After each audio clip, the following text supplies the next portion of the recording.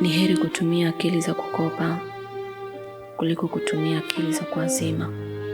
Mtu yoyote anayeweka ahadi au nadhiri isiyokuwa na mwisho wake hana tofauti na mtu anayemwahidi mwanamke au msichana kuwa atamuoa wakati yuko kwenye uwanja wa vita. Hata shetani mwenyewe amewaahidi watu wake vitu vingi sana, lakini hajawahi kuvitimiza. Kwa sasa sina tofauti na mtu aliyefungwa kifungo cha nje. Maisha yangu kwa mipaka, najuta kuweka ahadi iliyonitia kitanzini. Yaani nimejikanga kwa mafuta yangu mwenyewe. Nisamehe sana mume wangu, haikuwa kusudio langu. Nilijikuta natumia sana hisia kuliko kutumia vizuri akili yangu. Najiri kifungo cha roho, umeivunja ahadi, sasa unavuna maumivu. Enyi wanandoa, sikilizeni, umeivunja ahadi, sasa unavuna maumivu.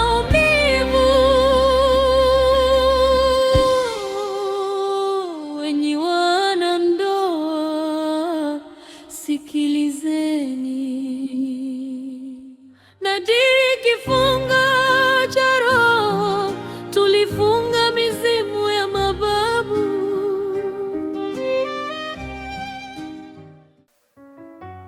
Rafiki yangu, kwa dalili ninazozisikia kwenye mwili wangu, mimi ni mjamzito. Hasa si jambo la heri Sakina. Kama una ujauzito ni jambo la heri. Yaani ulivyokuwa na huzuni hivyo, mimi nikajua sio na ugonjwa ule wa kisasa. Kumbe ujauzito. Vipi? Mume wako mtarajiwa mmkataa?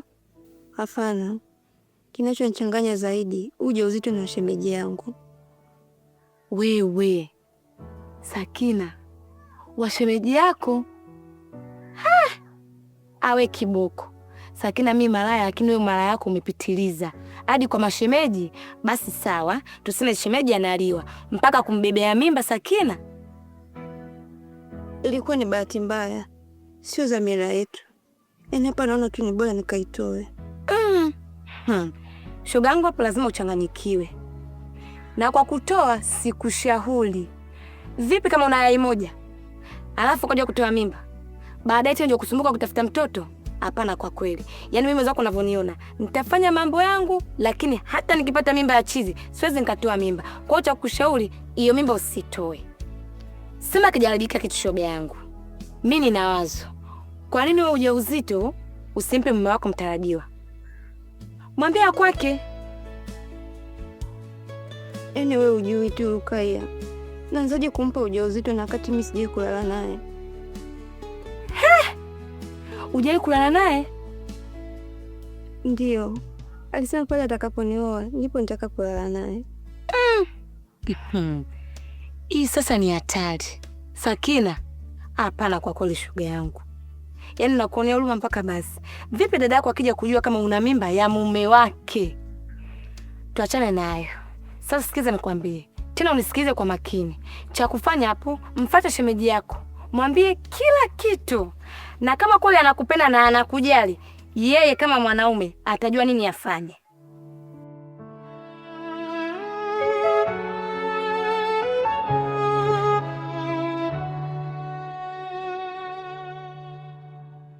Niliweka ahadi kwa nguvu ya moyo.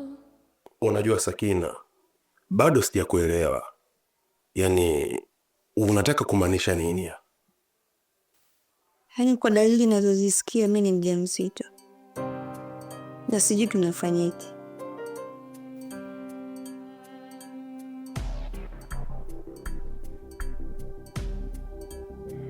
Na dada yako yupo wapi? Maana sijamkuta nilipofika. Dada kaenda kwa mjomba. Nisikilize vizuri Sakina. Huo ujauzito unatakiwa kutolewa. Unasemaje? Ndiyo, nachokizungumza na maanisha. Wewe unadhani mke wangu akijua kwamba wewe ni mjamzito atanionaje mimi? Au familia yako wewe itanichukuliaje mimi? Hiyo mimba inatakiwa kutolewa. Siwezi kutoa ujauzito. Nifanye dhambi ya kuzini, dhambi ya kuua? Hapana, siwezi. Hivi kati ya mimi na wewe ni nani ambaye alikuwa anamlazimisha mwenzake kimapenzi?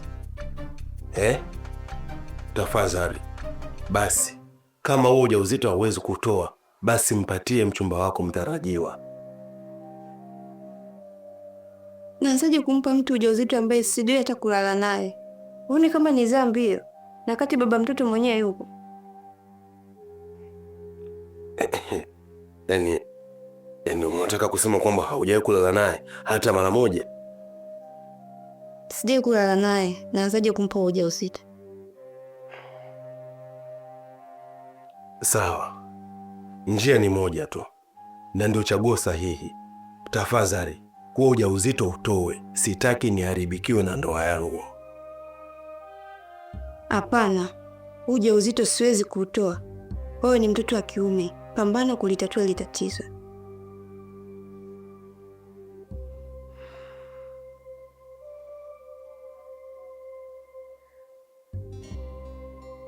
Usifanye kitu chochote, subiria mrejesho wangu.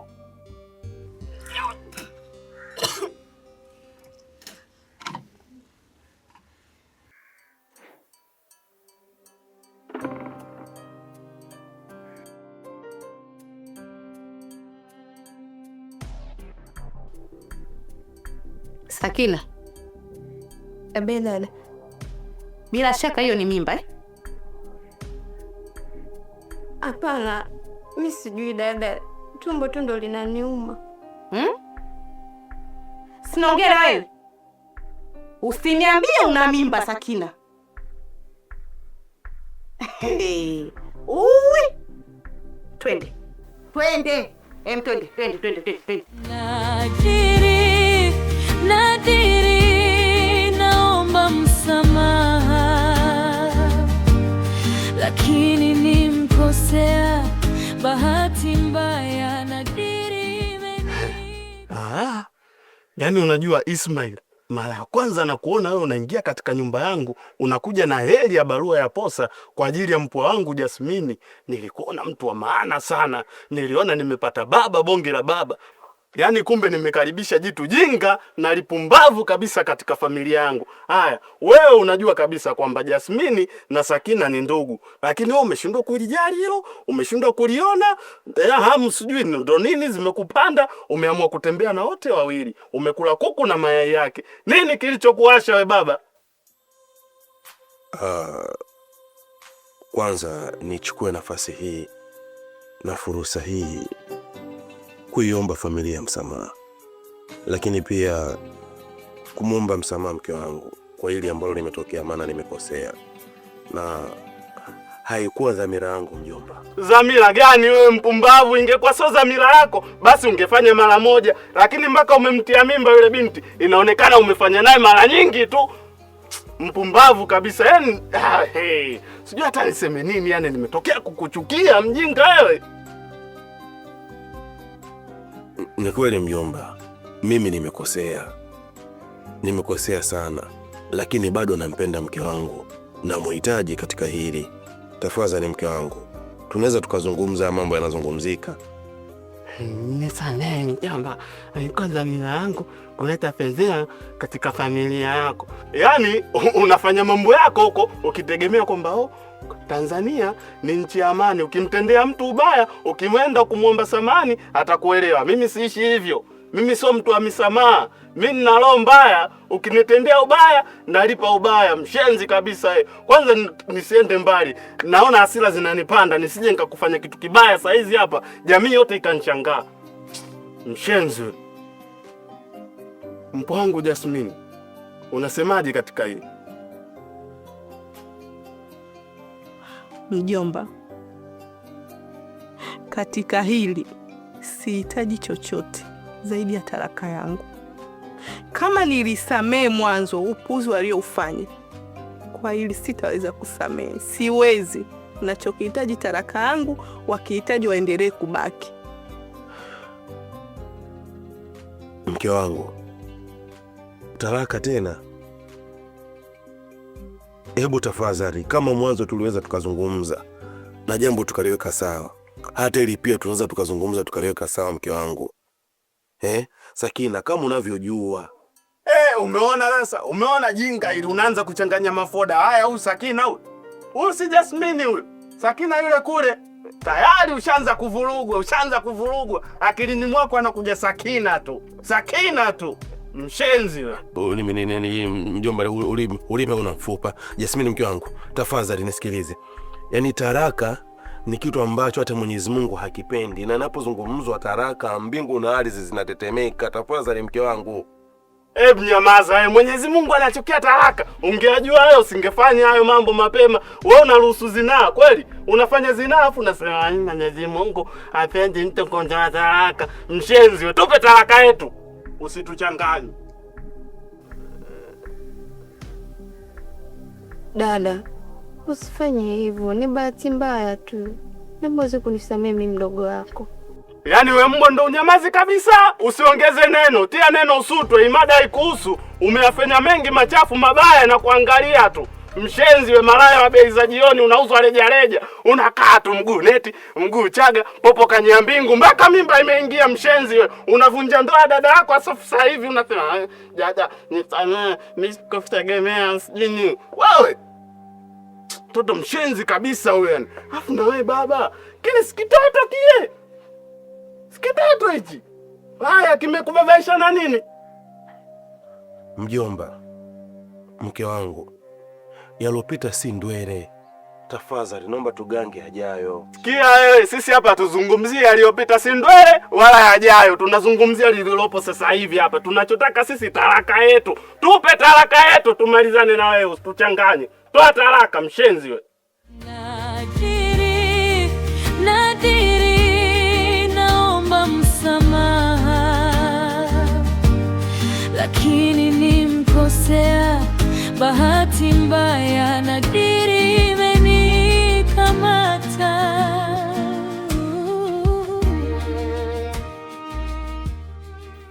Sasa hizi mjomba, sijaziandika. Sawa, tunaweza tukaingia ndani tukazungumza. Uingie ndani? Kwa raha gani ulionayo mpaka uingie ndani kwangu? Humu ndani leo aingie mtu. Kama unacho cha kuzungumza, zungumza haraka hapa. Usinicheleweshie mambo. Sawa, tunaweza tukapata viti tukakaa na kuzungumza. Hakuna kukaa. Unakaa kwa raha gani ulionayo we baba? Mimi mwenyewe sijakaa, niko hai. Hea. Wewe ukae kama nani?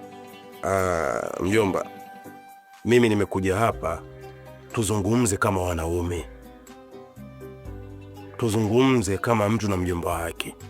Maana mjomba ndi mama. Kwa hiyo lengo na dhumuni la kufika hapa ni kutaka kuzungumzia ndoa yangu.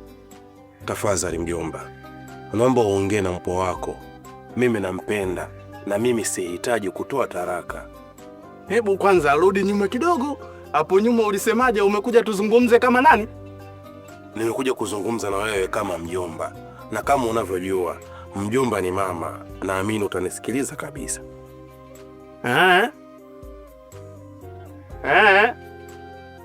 Sawa. Kwa hiyo mimi nina maziwa sasa. Njoo unyonye. Hapana, yani sikumaanisha hivyo kwamba wewe una manyonyo na ni mama. Hapana, kama wanavyosema Waswahili kwamba mjomba ni mama anapewa thamani kama mama. Ndio maana nimefika hapa na hicho ndicho ambacho namaanisha mimi mjomba. Sawa, family life, nimekusamehe. Ila sitaki unicheleweshe muda, unipotezee time. Ongea haraka na wahi. Kuna sehemu nimepigiwa simu huko, wanataka wanikabidhi msikiti. Bonge la msikiti halijai kutokea Tanzania hii. Haya, ongea chapu.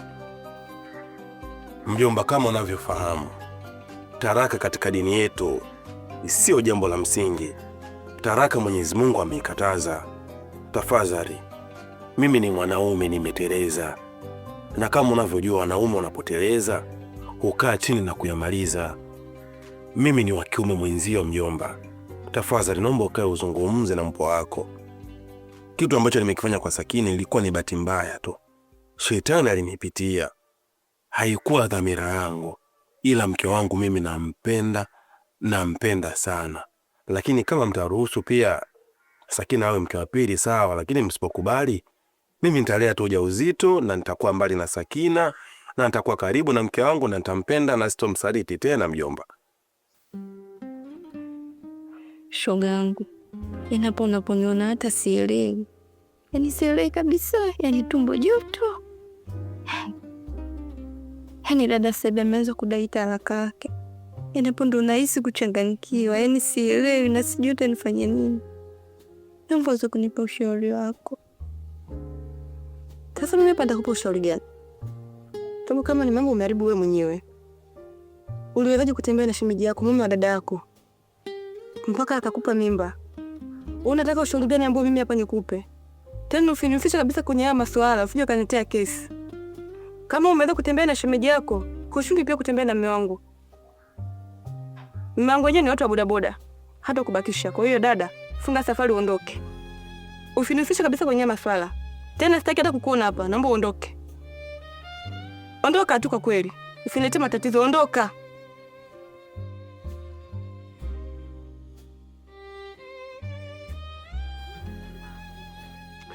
Yaani naona kabisa bado linanichokonoa, hili shenzi linanichokonoa.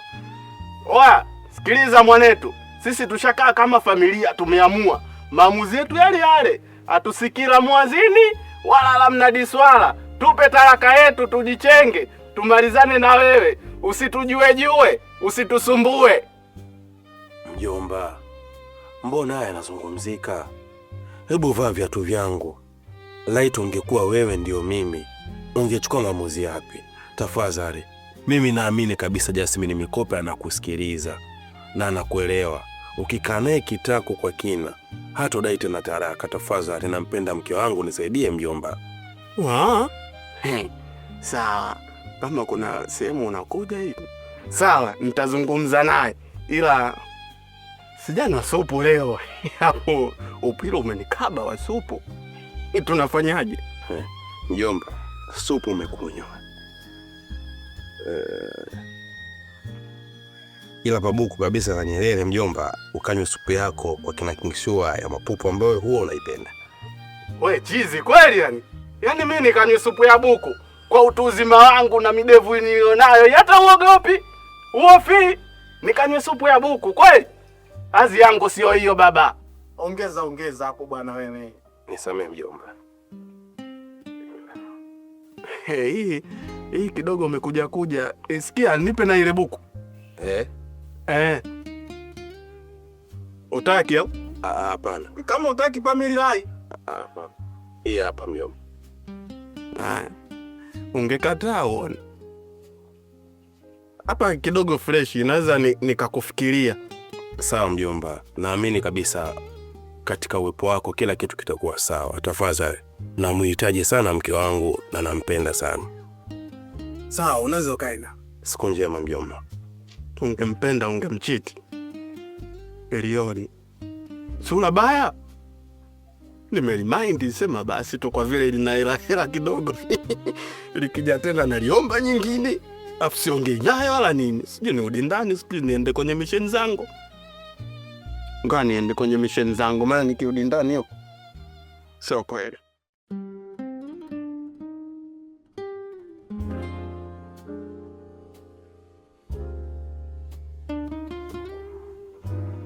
Naomba uweze kunisamehe mpenzi wangu. Ni bahati mbaya tu. Sikudhamiria kufanya hivyo. Naomba uweze kunielewa. Nakupenda sana.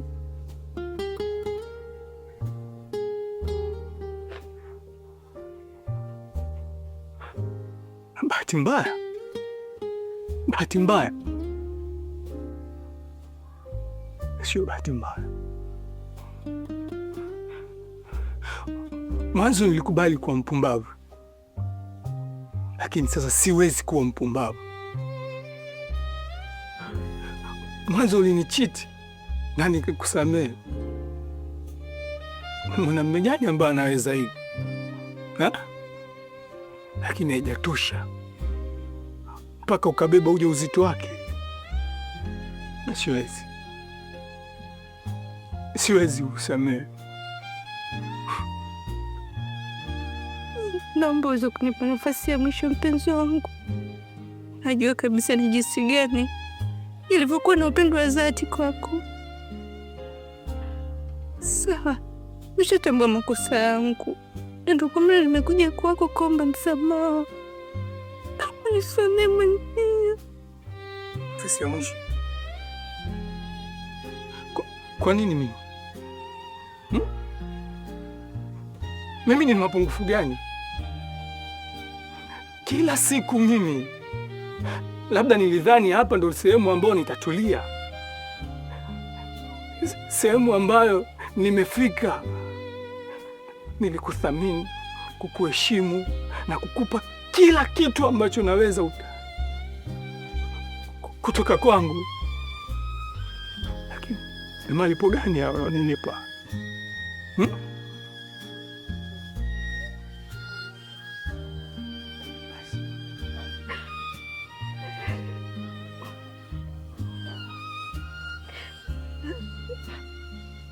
Mpenzi wangu,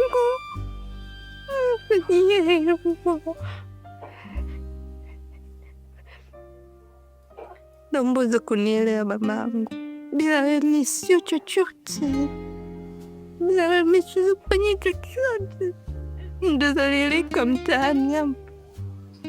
Wewe ndo mtu wa mwisho ambaye nilikuwa nategemea unaweza kuficha aibu yangu mimi.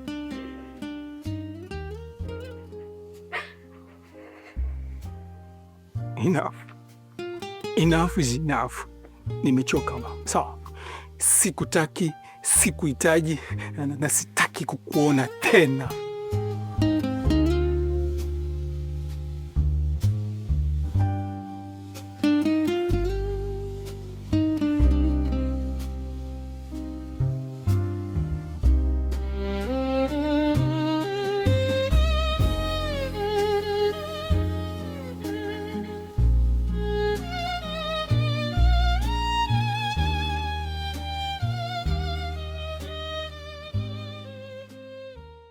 Nadiri kifunga cha roho, tulifunga mizimu ya mababu.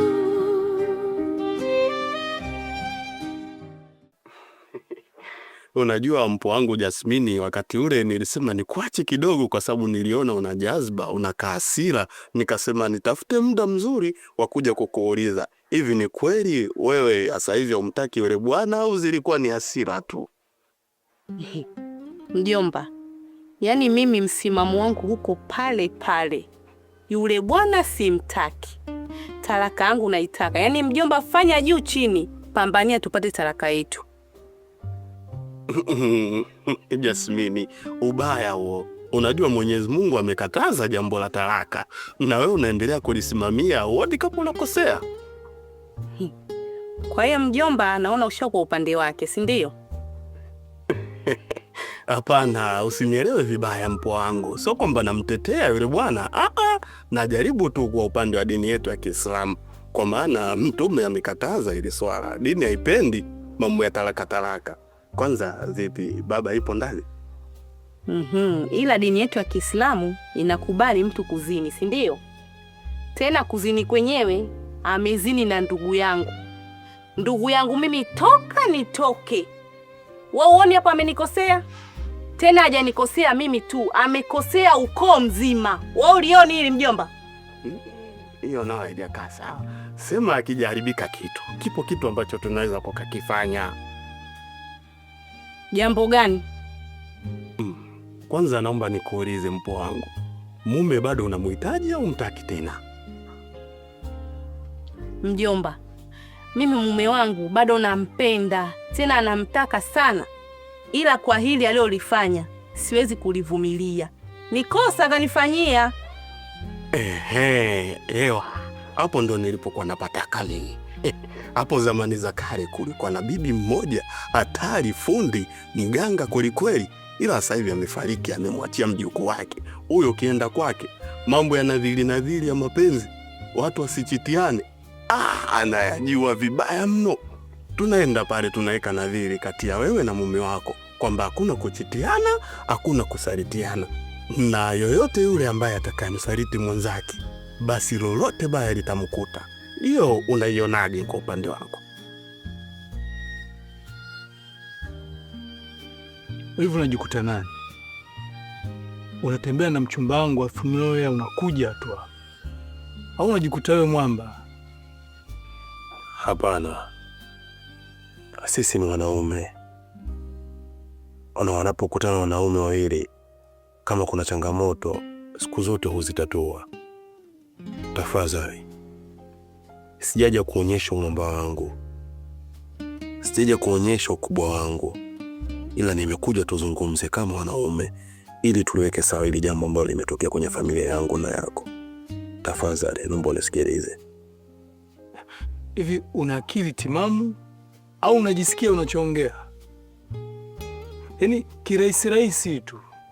Unakuja tuongee nini? Ha? Kama unashindwa kutambua kama yule ni mwanamke tu. Hivi unashindwaje kutambua kama yule ni shemeji yako? Alafu nisikize nikwambie, sawa? Yule ni mtoto wa kike tu. Unatakiwa wewe uwe makini. Lakini unaonekana upo sawa. Una kila haki ya kuzungumza hivyo, haswa kwa mwanadamu ambaye ana moyo wa nyama. Najaribu kuvaa viatu vyako. Maumivu na machungu ambayo nimesababisha kwako, sipati picha. Naona kabisa ni mtu ambaye nimekosea. Sihitaji msamaha katika hili, lakini tunaweza kuanza upya bro, kwa sababu Sakina nakupenda sana. Ni mtu ambaye amevunjika moyo kwa hiki ambacho kimetokea, na hii haikuwa dhamira yetu. Kwa hiki ambacho kimetokea ilikuwa just emergency, naweza kusema ni mistake. So please bro, nakuomba, nipo chini ya miguu yako, usimwache Sakina kwa sababu ya hiki ambacho kimetokea. Tafadhali. Toka. Mjomba, hivi mambo hayo yapo kweli sasa hivi? Yapo tena, yapo sana. Tatizo nyi watoto wa siku hizi hamtembei, hamuhangaiki, ndio maana mambo kibao yanawapita, ila hayo mambo yapo sana. Lakini huo si ushirikina huo mjomba. Angalia sasa, ushirikina wapi? Hayo ni mambo ya kuweka sawa vitu, sio ushirikina. Tunapambania majambo yakae sawa. Usiweke mambo ya ushirikina hapo, hakuna ushirikina wowote. Sawa, mimi nimekubaliana na mawazo yako. Sasa tunafanya lini hilo zoezi? Sasa hapo inatakiwa tumpate na wewe baba, naye tumshirikishe hili jambo na yeye alizike, bila kusahau na kile cha upepo kiwepo. Maana kile nacho sikielewi siku hizi kimechangamka, na chenyewe kiwepo, kisichiti na chenyewe. Kikichiti tu mambo yanakuwa mabaya. Fanya hivyo mpo wangu. Sawa mjomba, mimi nakubaliana na wazo lako. Yaani mjomba, mimi mume wangu bado nampenda. Na ndio maana unaona hapa sijaondoka nyumbani kwake. Yaani bado nabung'aa tu, sijaelewa hata nini cha kufanya. Ila wazo leo lileta litakuwa vizuri. Ila mpo wangu Jasmine, una hata 2,000 hapo? Mjomba, mimi sina hata hela hapa. Wewe unaona mkweo sielewani naye. Hiyo hela mimi naitoa wapi? Wewe mtoto naye jao kweli. Hivi kimfano angekuwa mama yako hapa ndo anakuomba 2,000 ungemnyima? Mjomba, nimeshakwambia mkweo hatuelewani ndani. Hiyo hela mimi naitoa wapi? Hata wewe ni mama yangu, mjomba ni mama. Ningekuwa nayo ningekupa mjomba, sina. Wewe naye kumbe azichaji umwe. Wenzako wakisusa wanasusa vitu vingine, ila sio masuala ya hela. Hela haisusui. Kalagabaho na ubozi jako. Nadiri kifunga cha roho, tulifunga mizimu ya mababu.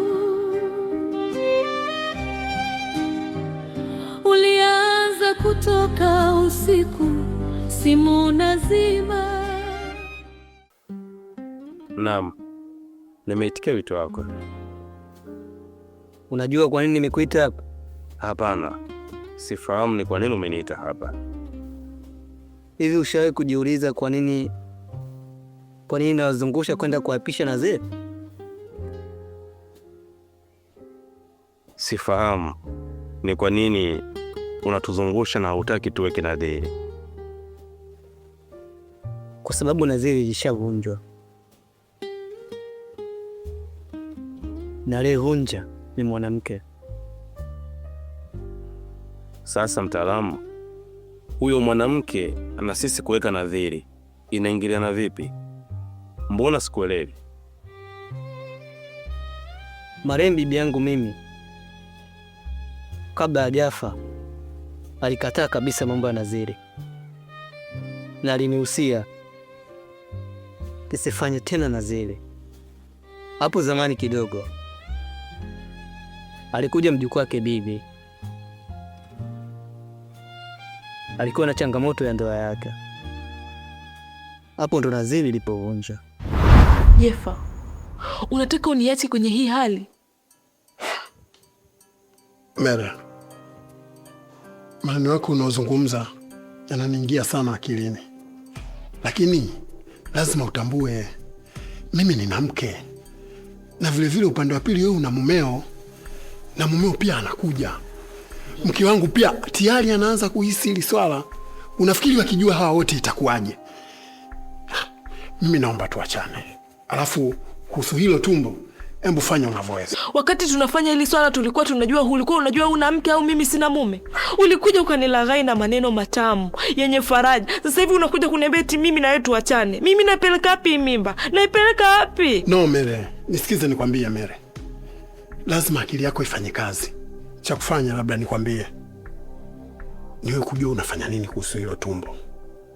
Na sisi kuendelea na hii sheria. Hii sheria ni msumeno, tulishaivunja. Sasa tusitake kuonyesha kwa watu, tusitake kuonyesha mahali. Mimi sina pa kupeleka hili tumbo. No, Jefa, elewa.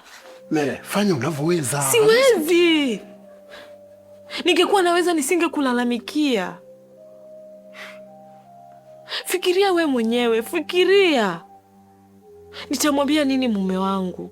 Alafu sasa hivi unakuja unaniambia eti mimi na wewe tuachane. Tuachane kivipi? Mere, mimi natumaini wewe ni mwanamke una akili na una upeo mkubwa sana. Juu ya hili mimi sina hofu. Fanya unavyoweza. Unanichanganya. Unanichanganya. Unaniumiza kichwa. Nafanya nini? Hata mimi pia naumia kichwa Mere. Kwa nini unashindwa kunielewa? Siwezi kukuelewa kwa sababu yote uliyataka wewe. Nilikwambia lakini hukutaka kunisikiliza. Lakini hili ambalo limefika limeniuma. Tena limeniuma ndani ya mvungu wa moyo wangu. Lakini sina budi kumsamehe.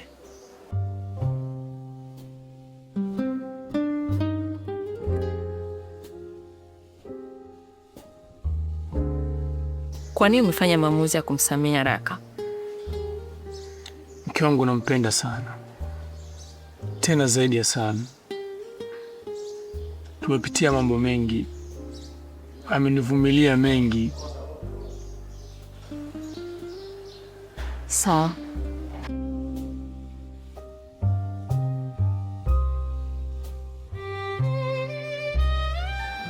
Najua tulipitia wakati mgumu sana, kwa usaliti wa mke wako na usaliti wa mume wangu, lakini kuna ishu tunataka kuifanya. Shuleni. Usijali Kuswima. Nataka tuunganishe urafiki wa mahusiano ili tupate kuumiza nao wasikie maumivu kama tulivyowasikia sisi. Unalichukuaje hilo swala? Unajua hapa kuna kitu mimi kinanichanganya, kwa sababu sawa, si tumeumia kupitia wao, lakini how come na sisi tulipize ubaya? No, hujanielewa bila shaka. Sina maana hiyo. Maana yangu mimi, tunawaumiza, lakini hawajui siri iliyokuwepo kati yangu mimi na wewe. Na uchukuliaje hilo swali? Kwa hiyo wewe unahisi hilo ni jambo sahihi? Yeah. Ninachoogopa mimi, labda tunamuumiza mtu alafu na turudia. Acha waumie, unafahamu? Acha waumie, acha wapate maumivu kama tulivyopata sisi. Tuhakikishe mchongo wetu unaenda sawa, tusije tukakeuka wala kubadilisha maamuzi yetu. Si kupanga kumsaliti mume wangu. Hapo kidogo kama naanza kukuelewa, labda tunaweza tukafanya hivi alafu ikawa dawa kwao, wasirudie kwa mtu mwingine.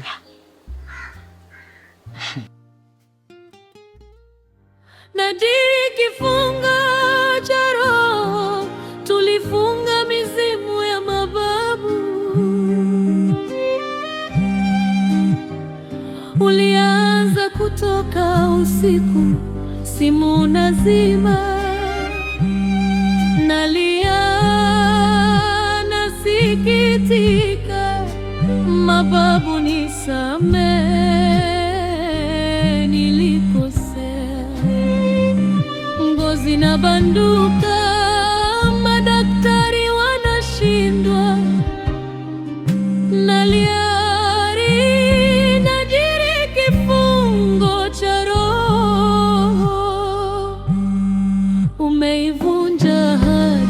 sasa unavuna maumivu.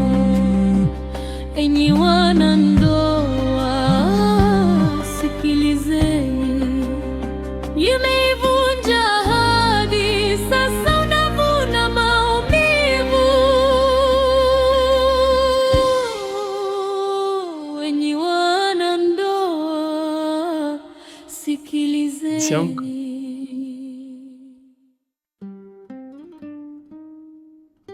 Kwa nini mama kunifanyia hivi? Na kwa nini niko hapa?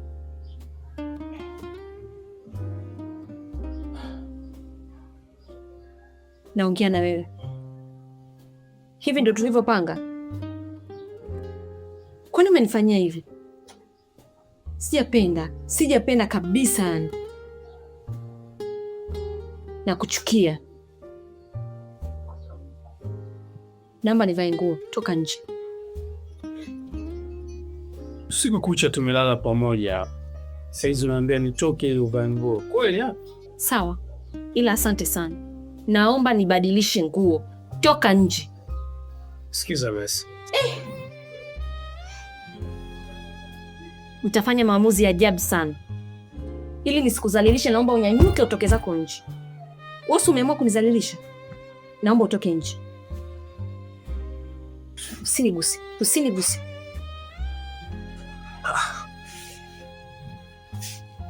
Msikize basi hata kidogo. Sitaki kukusikiza kitu chochote kile. Nihitaji kubadilisha nguo. Toka nje. Nitakuzalilisha kama ulivyonizalilisha. Sawa. Toka nje. Sawa. Nadiri kifunga cha roho, tulifunga mizimu ya mababu. Ulianza kutoka usiku, simu nazima, nalia nasikitika, mababu nisamehe, nilikosea. Ngozi na banduka, madaktari wanashindwa, nalia najiri kifungo cha roho. Enyi wanandoa, sikilizeni, inkifunga nadiri ifuate. Enyi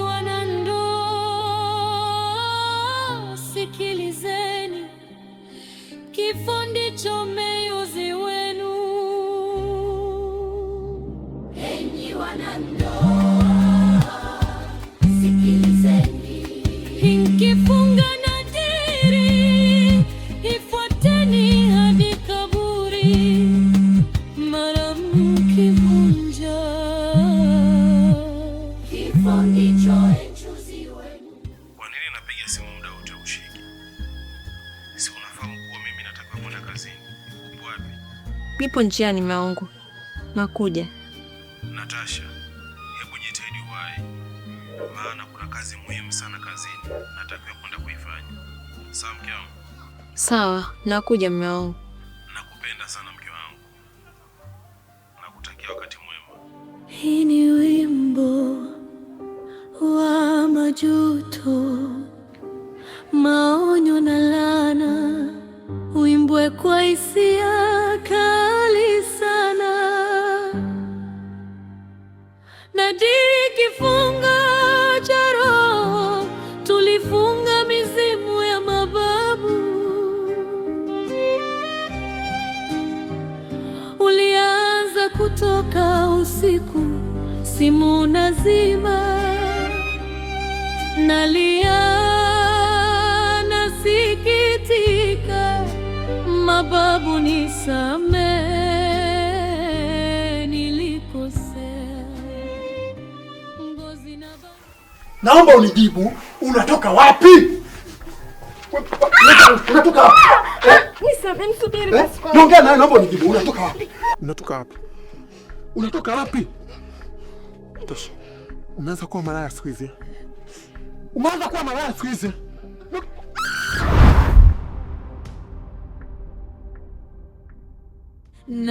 nadhiri, nadhiri, kifungo cha roho. Mama, mimi na matatizo kiukweli. Usiku wa kuamkia leo sikulala Hispania. Nilikupo gesti, nilimdanganya mume wangu na issue nilifuatilia, lakini kiukweli nimemsaliti. Ulikuwa gesti na nani? Nimelala na Feo. Umelala na Feo? Ndiyo. Yaani hata sijui kwenye mazingira gani. Yaani hata sielewi. Hebu subiri kwanza. Yaani sijakuelewa hapo. Kwa nini umelala na Feo? Nimemkosea mume wangu.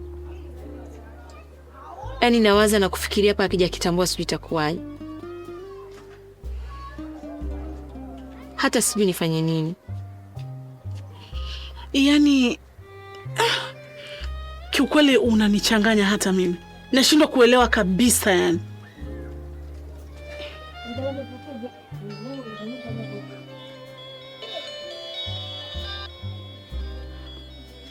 Mamdogo, yaani usije ukamwambia kama niko hapa.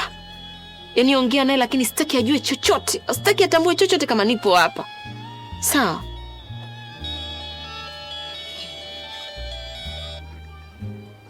Hala? Habari za huko? Salama tu, mnaendeleaje? Sisi hatujambo. Vipi, mwenzako naye jambo? Wewe upo kwenye majukumu eh? Haya sawa baba. Mimi mzima. Haya asante. Uwe na kazi njema. Anasemaje? Anasema hujambo. Amekuacha nyumbani na yeye yupo kazini. Basi sawa, mamdogo, mimi niache niende. Nenda zangu kwa Fatuma saizi. Ila nitakupigia simu tutaongea vizuri. Mimi niache kwanza niende. Sawa? Haya. Kuwa makini mama. Nadhiri, nadhiri, kifungo cha roho. Nakuja kwako na nayo unatoka. Shoga yangu, si unajua tena sasa ndo natoka nenda zangu mahangaikoni. Sawa, siwezi kukuzuia kwa sababu ndo maisha yako. Nilikuwa naenda kwa kupumzika. Maana siko sawa kiukweli. Nahitaji nikapumzike. Ukalale kwangu? Ndio. Mume ukasafiri?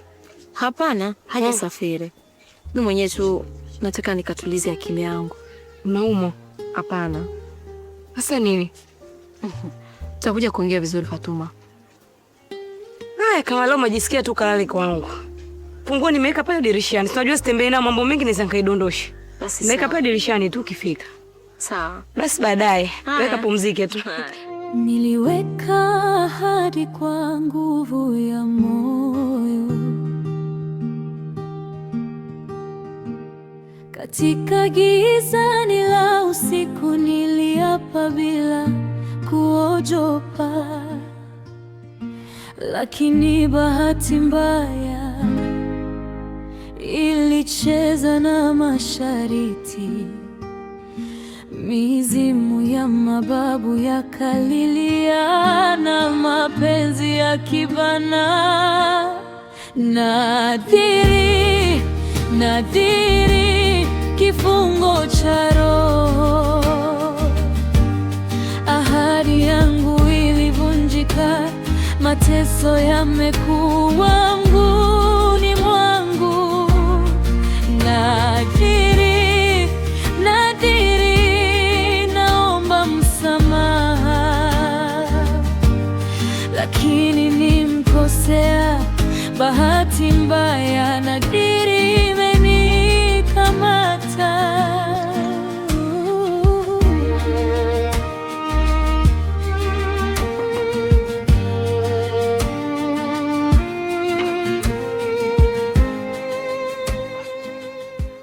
Hivi unaweza kuniambia umetoka wapi? Mke wangu, nisikize nikwambie, naomba unipishe hapo tukaongelee ndani. Hayo mambo sio kuongelea hapa. Hivi nikupishe uongee na nani? Si unaongea na mimi au? Uingie huko ndani utaongea mwenyewe? Na kuuliza tena umetoka wapi? Hebu nisikize nikwambie mke wangu. Si tupo barabarani hapa. Kuna majirani, kuna watu wanaopita. Ina maana wote watuone mimi na tunagombana, ni sahihi? Atuone, atusikie, ni kwa sababu hujielewi. Nimechoka. Usiku mzima unalala uko nje, uhangaike na wanawake zako, saa hizi ndio urudi bila kujua kwamba mke wangu yupo kwenye hali gani. Anahitaji kuwa na mwenzake. Kweli?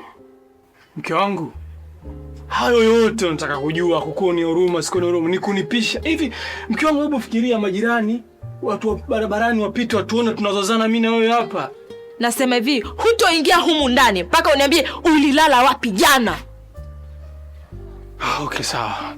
Nimetoka kazini. Nilikuwa nimepata kazi ya dharura kule ofisini. Nikaona bora nifanye.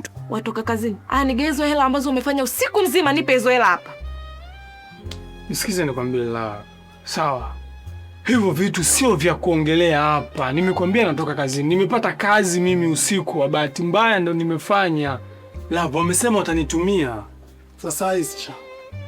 Salama, karibu shemeji yangu. Haya, asante. Mungu anasemaje? Azima. Salamu. Uko kutoka hapo? Namshukuru Mungu siji. Karibu.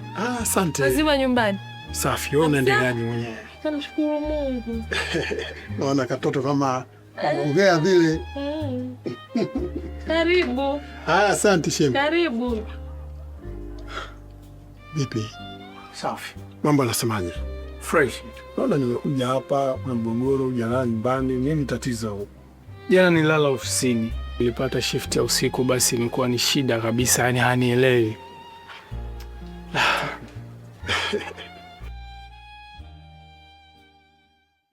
Nadhiri kifungo cha roho, tulifunga mizimu ya mababu. Ulianza kutoka usiku, simu nazima. Nalia, nasikitika, mababu nisamehe, nilikosea. Ngozi na banduka, madaktari wanashindwa. Habari. Niambie. Sasa mama wako unaona naye kweli? Hapana, bado sijaonana naye. Ina kuna kitu mimi ndaswasi nacho hapo. Kitu gani hicho? Nadira ameshaelewa kila kitu hapo.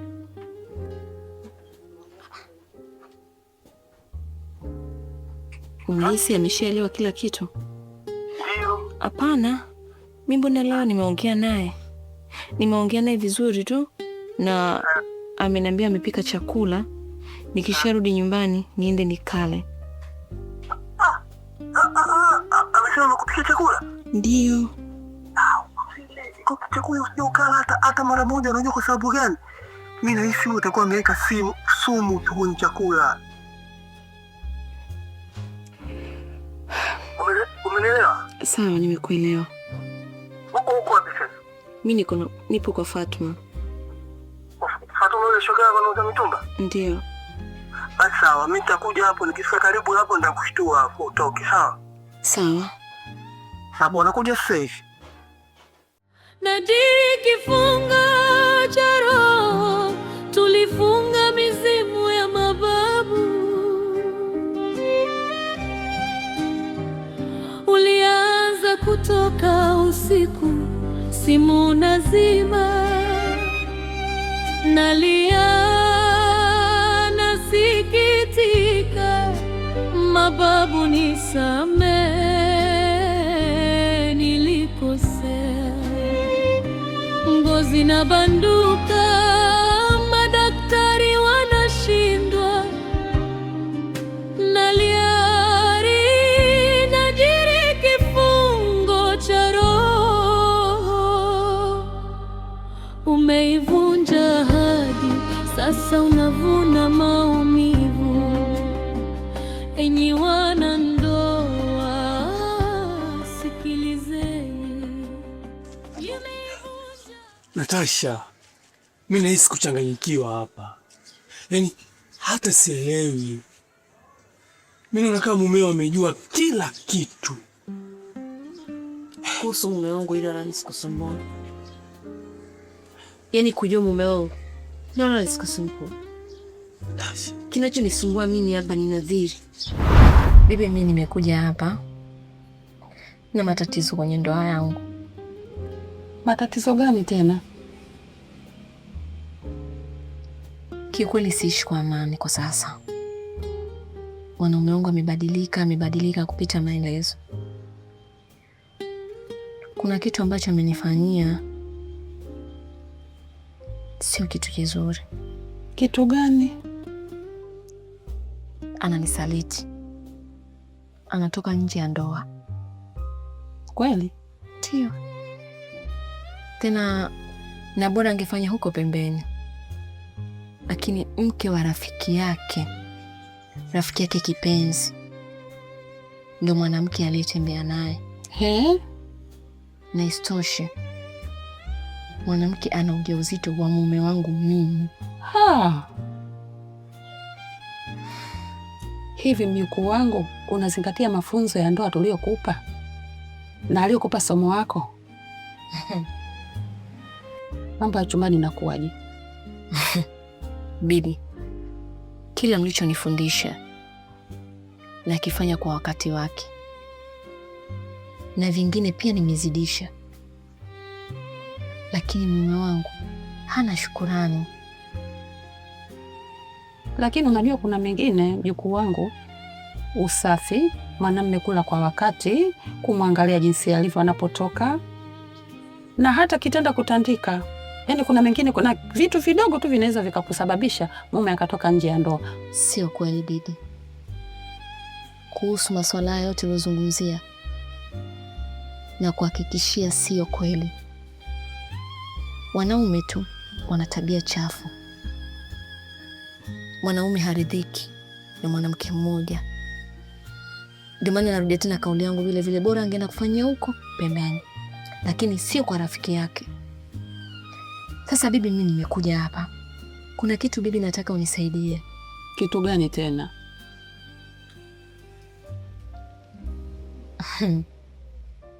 Nataka niike Nadhiri. Mjukuu wangu, unafikiria Nadhiri ni kitu cha mchezo? Kitu cha matatizo. Ukiweka nadhiri lazima uzingatie. Mmoja wenu akivunja nadhiri hiyo, una bahati. Ina matatizo mabaya. Unaweza ukatokewa na mambo ya ajabu mjukuu wangu. Mbona umekimbilia kote huko? Hebu kwanza muangalie kwanza, halafu ndio tutafute maamuzi kama haya. Hayo maamuzi unajua ni magumu sana. Mimi mwenyewe binafsi naogopa. Bibi, acha nifanye tu hivi, kwa sababu mimi najiamini kuwa nimetulia na nailinda ndoa yangu. Maana yule ndo hataki kutulia kwenye ndoa yake. Mimi sina lolote baya ambalo namfanyia. Acha tu nikie nadhiri. Niko tayari hata kesho. Mjukuu wangu, unaweza ukasema wewe mwaminifu, au mkamilifu, lakini kaja katokea wewe kwanza ndio itakuwaje?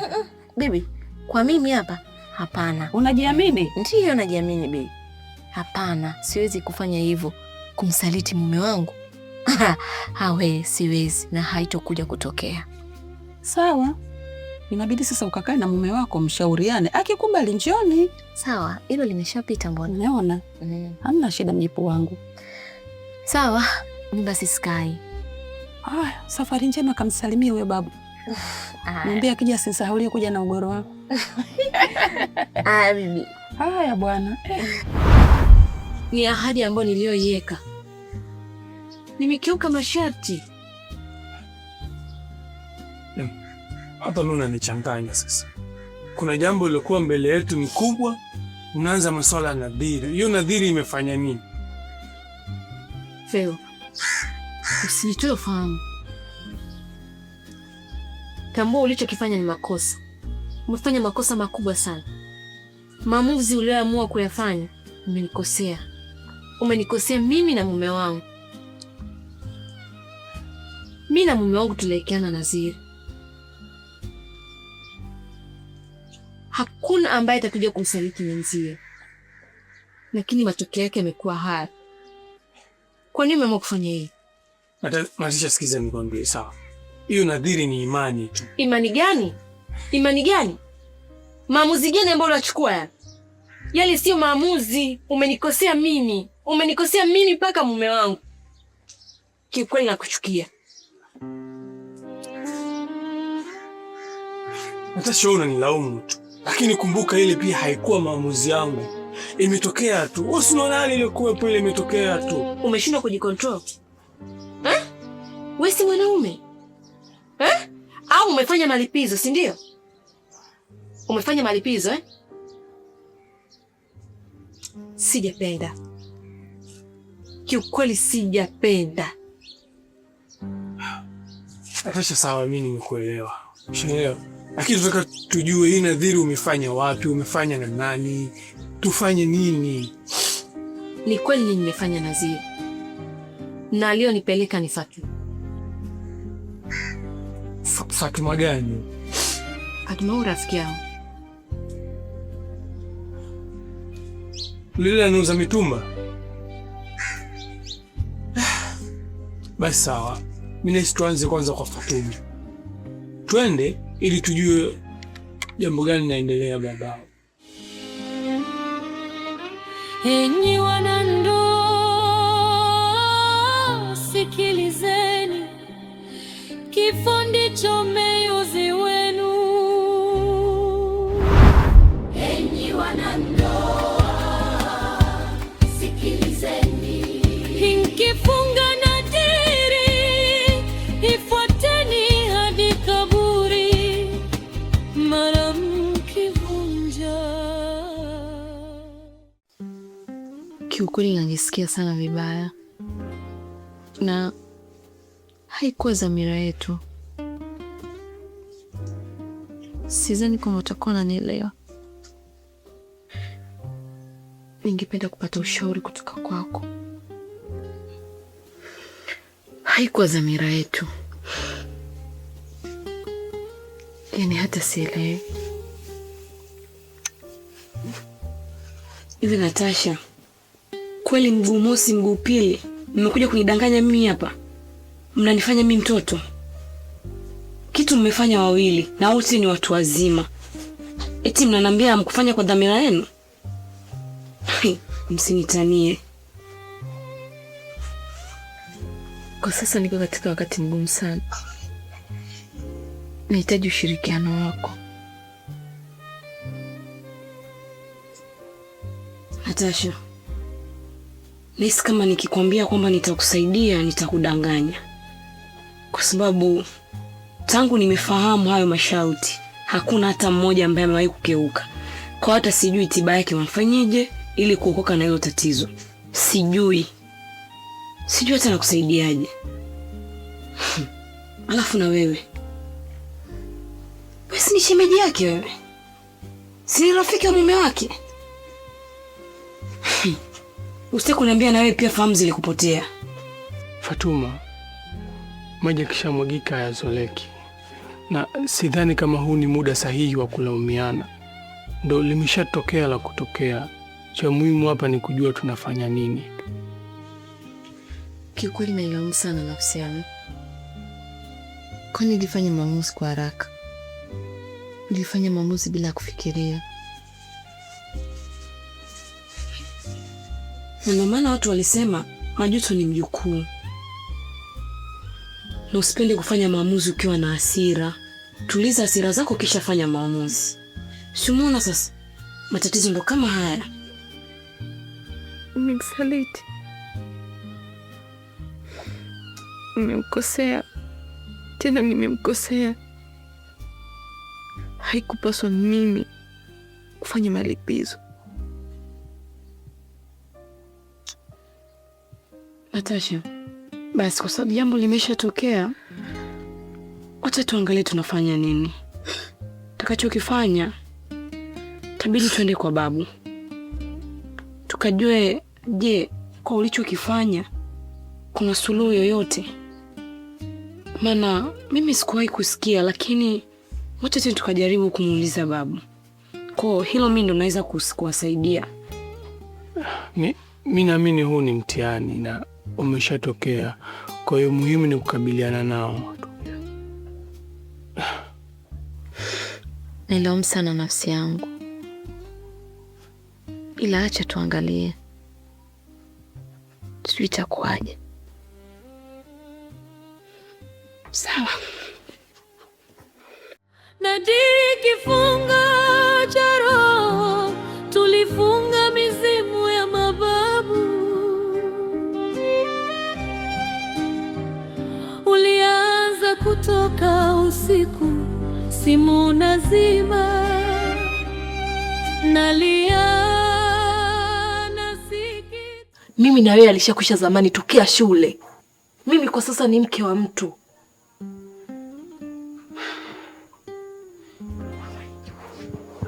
Mere,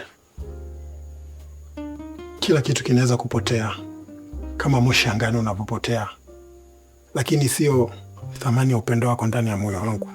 Na unajua ni kiasi gani nilivyokuwa nakupenda tangu tuko shule. Ila kufumba tu na kufumbua. Lakini pia nimshukuru Mungu kwa sababu Mungu ni mwema. Umeolewa na rafiki yangu, ni vile vile tu umekuja karibu yangu. Hakuna baya juu ya hili. Nisikilize nikwambie. Ukiendelea na hii tabia yako, nitamwambia mume wangu. Mere.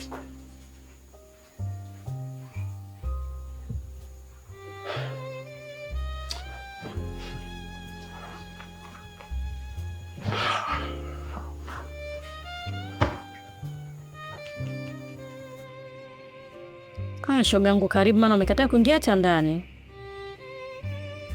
Asante. Yaani hapo unavyoniona, kabla kufika kwako, nimetoka kwa bi mgeni. Unaelewa vizuri? Nakuelewa. Nimeenda kumwelezea matatizo yote kwenye ndoa yangu.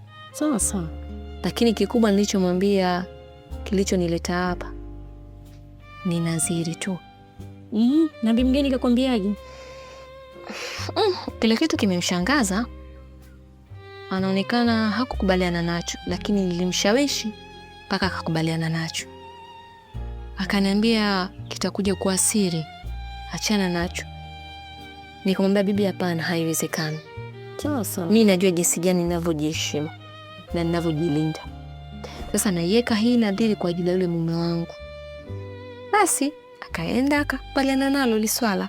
Sasa kaniambia nenda nikaongee na mume wangu kuhusu ile swala. Ndio nataka kwenda kuongea naye leo. Ila una uhakika mume wako atakubali? Atakubali. Sawa. Sababu mwenzangu wewe moyo wako jasiri, lakini kwa mimi kwa kweli nisingeweza. Atakubali, na atakubali kwa sababu kashajijua nimekosea. Je, ataniaminishia vipi kama kweli yeye ametulia?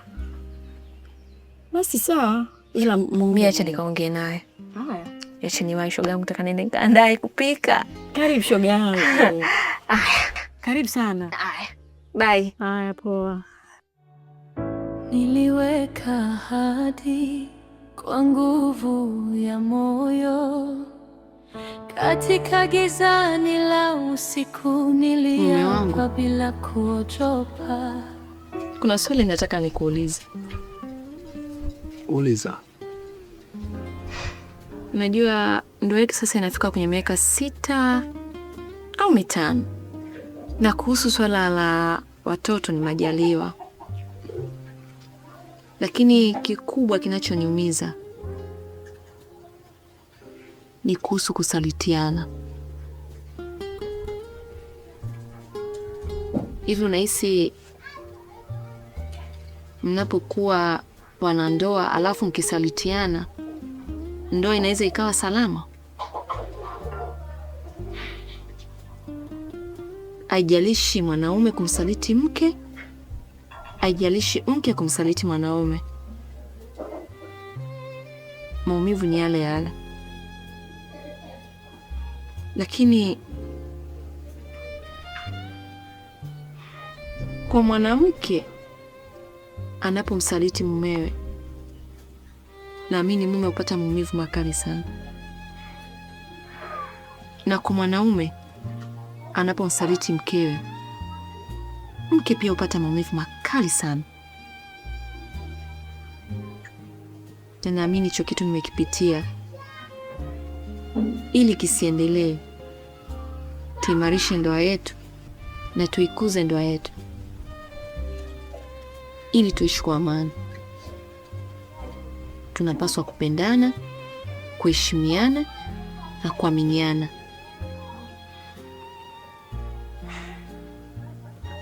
Hichi ninachotaka kukwambia ni hiki hapa.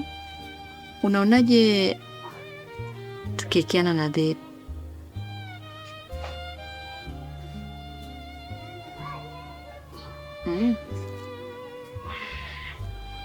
Mke wangu, kuna muda unapokuta kikundi cha watu wapo kwa ajili ya swala fulani, hususani msibani, lazima mtizame mara mbili anaelea msibani, kwa sababu analia kwa sababu. Mke wangu, naomba unisamehe kwa yote yaliyotokea. Na kuhusu hii nadhiri, mke wangu, mbona nilishaweka tangu tunafunga ndoa na nikaapa mbele za watu.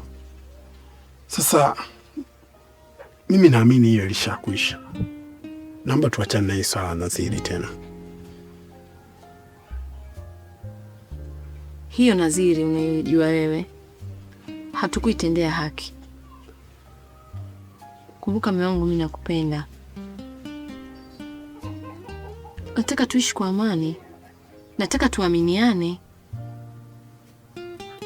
Sidhani kama unanielewa. Au nataka ndoa zenye migogoro?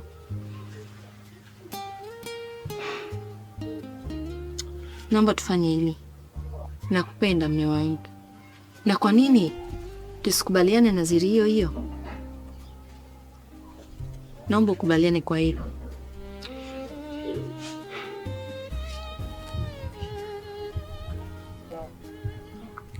Sawa, nimekubali mke wangu. Kweli?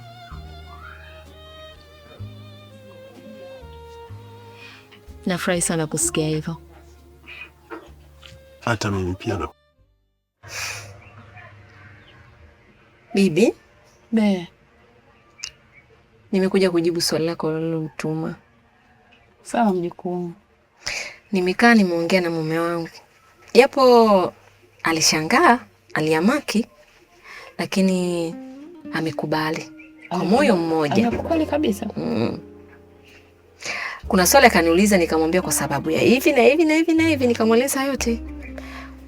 Akakubaliana nalo lile swala. Lakini kingine, mume wangu amepata safari. Amesafiri, ameenda Tunduma. Akirudi tutakuja kufanikisha swala letu. Hamna wasiwasi. Cha msingi mimi nilikuwa nimeacha sana shughuli hii ya kuweka nadhiri. Lakini madhali umenibembeleza mjukuu wangu. Mimi niko pamoja na wewe. Atakaporudi mume wako tutakuja kuyamalizia. Lakini vipi? Mtaweza? Bibi, Uwe. Maana ndio swala langu la msisitizo hilo. Tokea siku ya kwanza na si nimekuja kufuata mwenyewe nikakuuliza hilo swala. Si nimenilitaka mwenyewe. Kwa moyo wangu mmoja. Basi acha tulifanye. Nimeridhika kwa moyo mmoja. Hilo la lisikusumbue. Basi hamna wasiwasi. Je, kale kajihera kangu kagolo nimenipa. Uwe. Usahau. Mbele ya ugoro tena. Mambo yangu yaende siku kueleka nadhiri lazima na kale kajogoro kawepo. Aya, usiniangalie chikiji. Azina changu nilichokuwepo nacho mtaani. Bibi.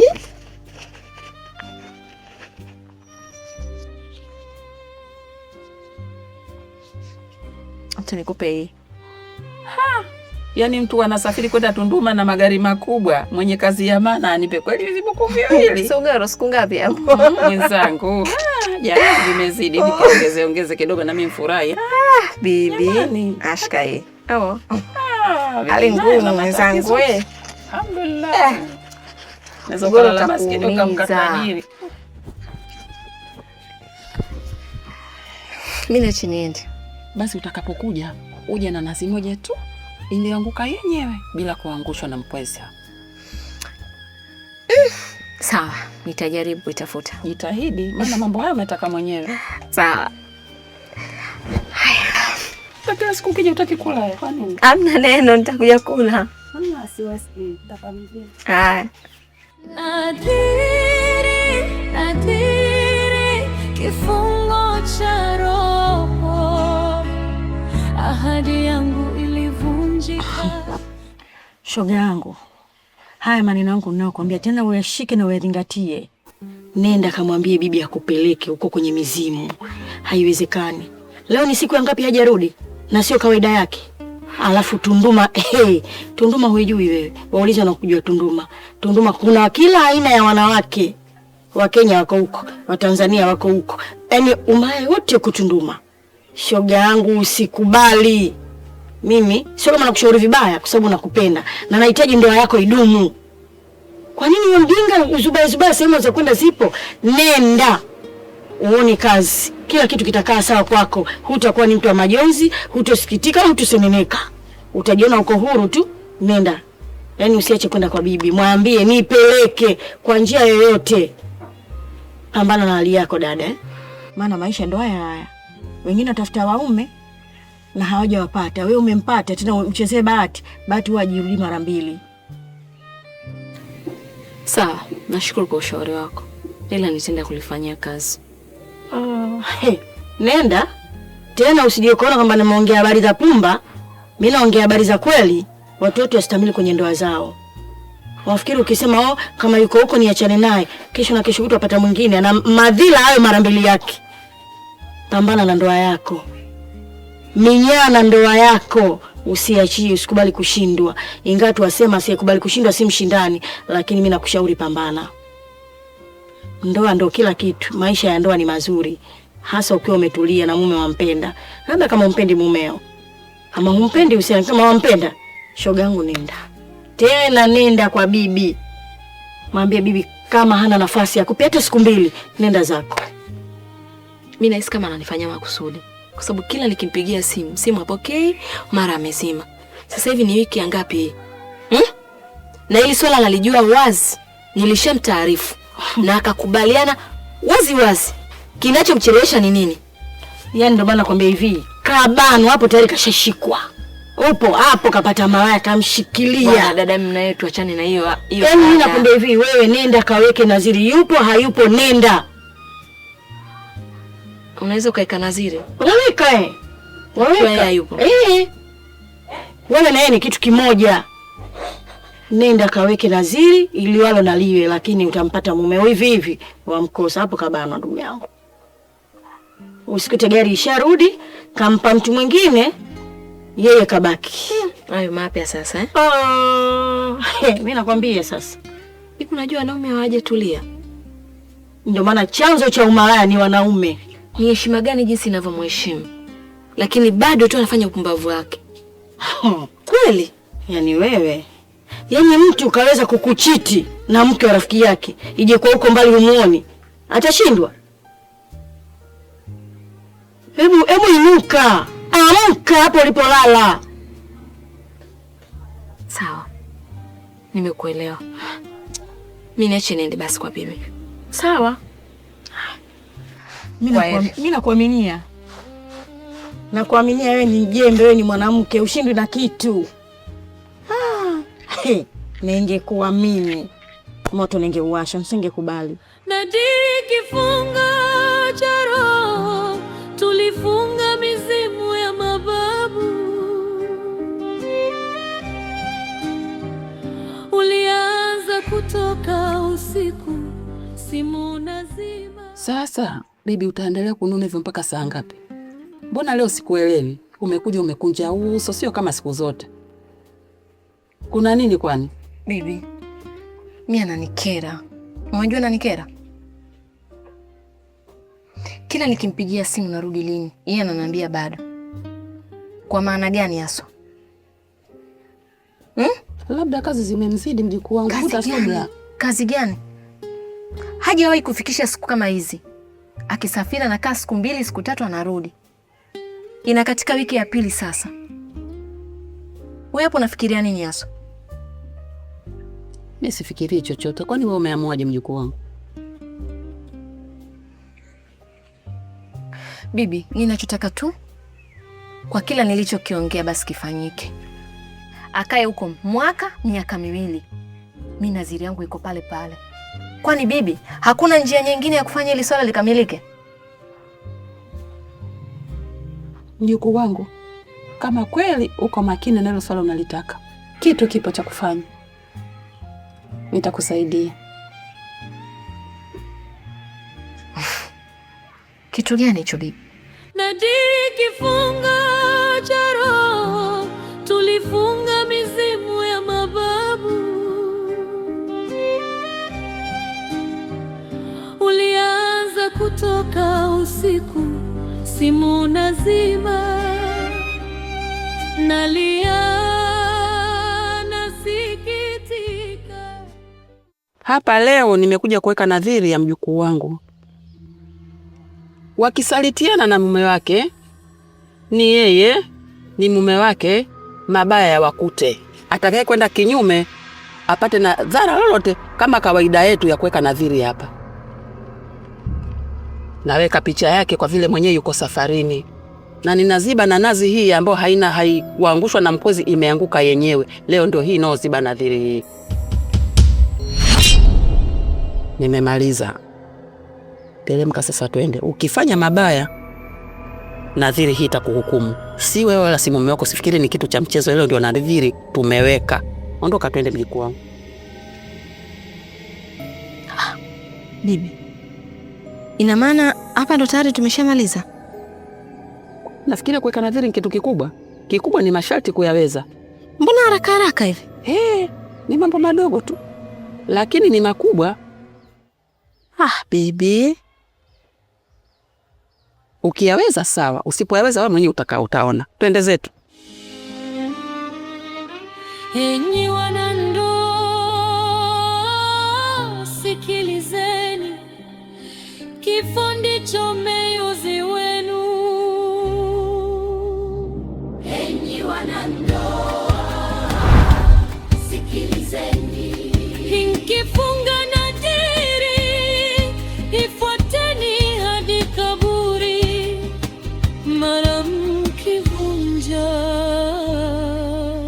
kifo ndicho enjuzi wenu. Ulifikiria nini kufanya hivyo bila kunishirikisha? Hivi unatambua madhara ulichokifanya? Unatambua Na ndio maana hukunishirikisha. Umemsahau Mungu wako na kwenda kuweka nadhiri kwenye mizimu. Hivi unafahamu maandiko kweli wewe? Maandiko yanasema, na alaaniwe yoyote amtumainie mwanadamu na kusahau kwamba Mungu yupo na amtegemee yeye.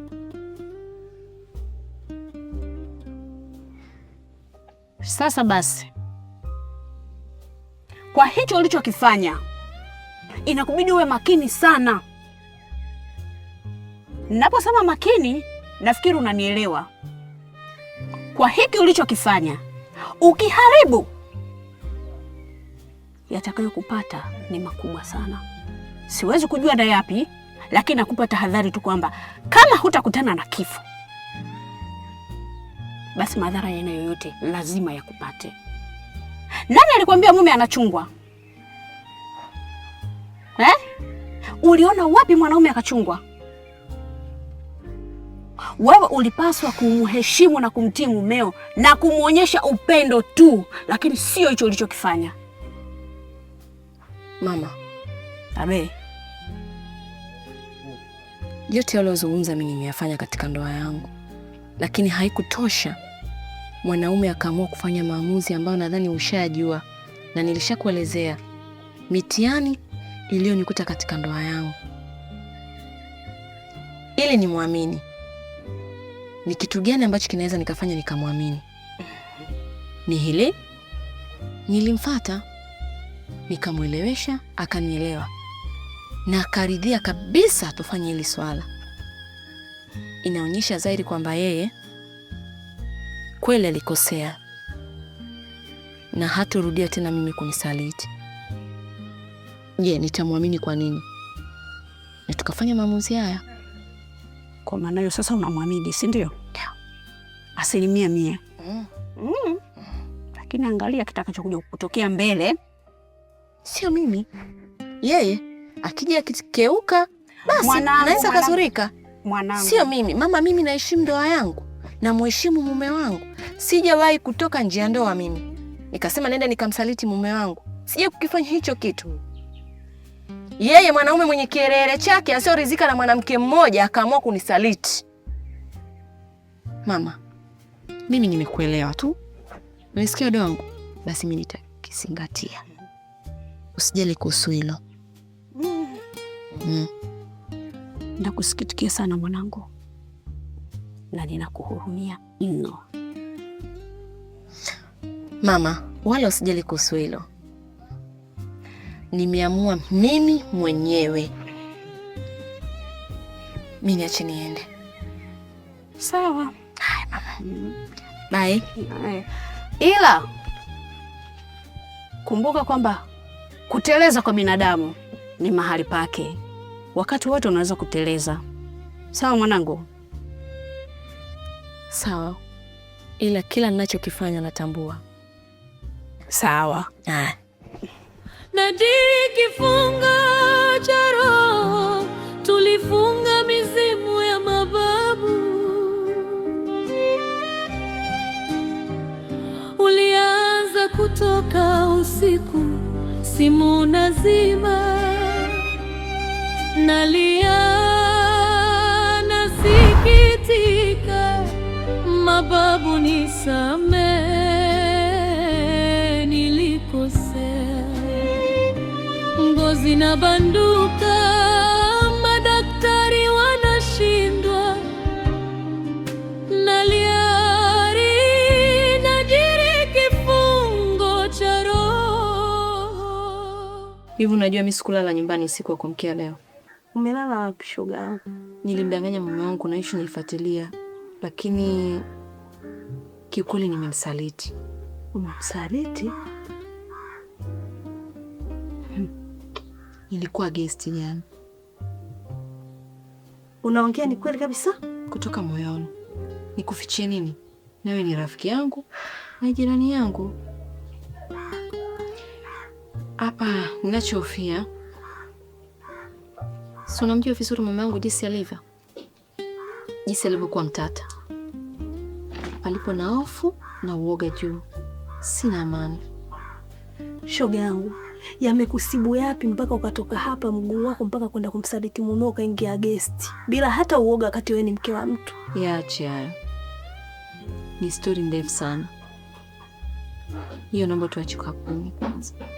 Mimi ninachoomba, jioni mume wangu atakaporudi, naomba tuwe pamoja. Maana nahisi itachezea kipigo.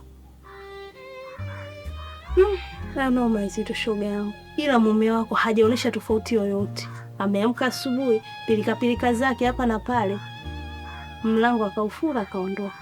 Wewe kabisa. Usimdanganye. Hajaonyesha uzoefu wote. Ndio maana nikakuuliza umekufanyia baya gani mpaka ukamsaliti. Nilishakwambia ni story ndefu. Sawa, kwa sababu wewe ndio unaijua. Na ndio maana nyumba zikaikwa milango na madirisha kuficha siri zilizomo ndani, sawa? Ila iko hivi, dada, uwe na kifua. Wewe ni mwanamke. Hakuna kitu kibaya kama maumivu. Jaribu kuficha kitu moyoni mwako, asijue. Akijua dada, mimi sijui utaniweka wapi. Na hicho ndo ninachokihofia. Sasa mimi niache niende. Baadaye nikirudi, naomba basi ufanye hivyo, sawa? Mimi nitakufichia siri, shoga yangu. Usije ukaja kujiachia ukajisahuisha ndo amwambie mume wangu nimekusariti. Dada, nitakuwa nimepauka kama mmwage wa maji ya shombo. Sawa. Tafadhali njoo. Salimie peti. Ni siri yako baba. Usijali. Nadiri kifunga cha roho, tulifunga mizimu ya mababu. Ulianza kutoka usiku, simu nazima, nalia nasikitiki. Mkao, una nini? Jana hukulala nyumbani, hofu imekujaa. Una tatizo gani? Sawa, kama una tatizo twende nyumbani. Mkao, ondoa hofu.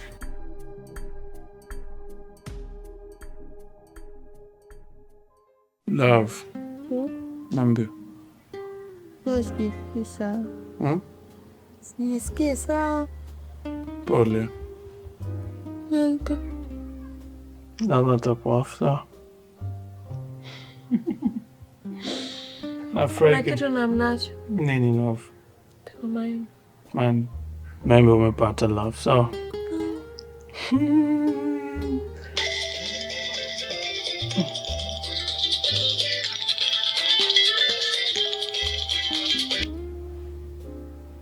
Hello.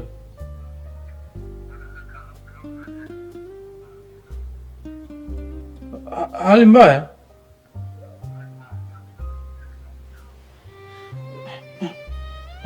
Mko wapi sasa?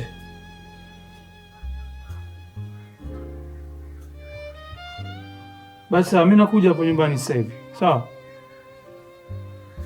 Okay, for now. Acha nitoke mara moja. Ndio naenda kwa wewe haraka. Hapana love, sio ana wangu. Hapa Jeff amenipigia simu, Natasha anaumwa sana. Kwa hiyo wewe, huyo Natasha, yani unamzuka kabisa na kushtuka na pressure. Natasha si ana mumewe? Yupo na mumewe. Love, hii ni serious na mtu amenipigia simu ana matatizo. Na kwa nini anipigie simu mimi? Itakuwa na umuhimu. Acha tu niende love. Sikatai, lakini Natasha yupo na mumewe. Na wewe upo na mimi hapa. Hata mimi pia mwenyewe unaniona hali yangu. Mke wangu sikiza nikwambie, mimi ni simu nimepigiwa ugonjwa. Siwezi kumuona mtu anapata matatizo, anapata ugonjwa afu mimi nikae tu hivi. Haiwezekani hata siku moja. Mimi inabidi niende, sawa? Inabidi uelewe tu mimi naenda. Nadiri kifunga cha roho, tulifunga mizimu ya mababu. Ulianza kutoka usiku, simu nazima, nalia nasikitika. Mababu nisamee, nilikosea. Ngozi na banduka, madaktari wanashindwa. Naliari najiri kifungo cha roho. Umeivunja ahadi, sasa unavuna maumivu. Enyi wanandoa, sikilizeni. Umeivunja ahadi, sasa unavuna maumivu. Love. Mary. Amjua Maron.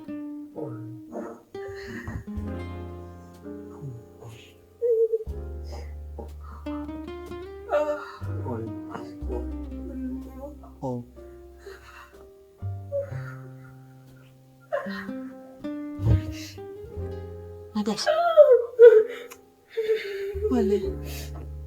Mama, tatizo ni nini? Kama unavyoona tatizo hilo hapo, mke wangu, ile simu ambayo nimepigiwa ndio hiyo hapo, nimeondoka haraka haraka kwa ajili ya tatizo hilo hapo. Mmempeleka hospitali? Naona ili swala sio la hospitali kabisa. Pole. Pole. Unajua mimi nichanganyikiwa jamani. Mke wangu anateseka sana. Sielewi tunafanya nini. Nakufanya ni kumpeleka hospitali. Wazenu anaumia.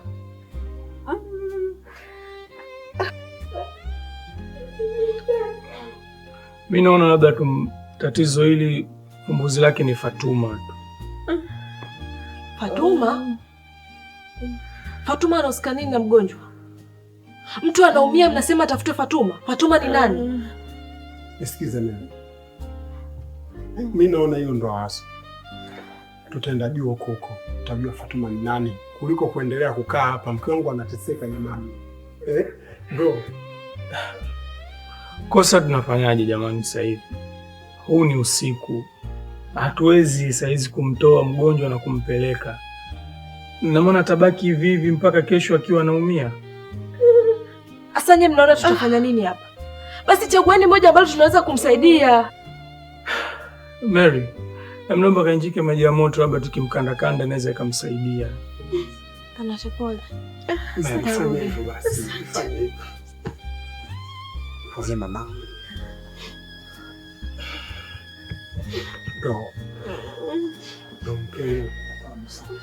Shida ni hizo imani zenu jamani.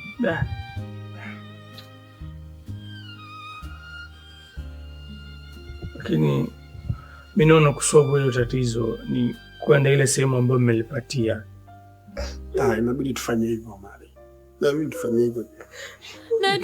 Kifunga cha roho, tulifunga mizimu ya mababu. Familia yao, rafiki zao, ndugu zao. Nilikuwa na kamani na nikitembea barabarani na ameni na tu ina watu wanunipenda. Kyo Mary, rafiki yangu kipenzi, shibidi yangu,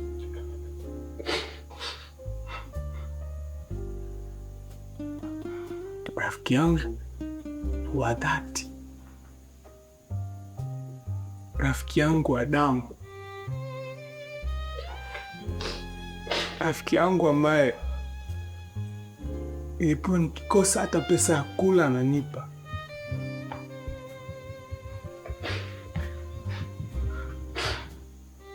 Ni mtu ambaye nilikupenda sana, nikakuthamini,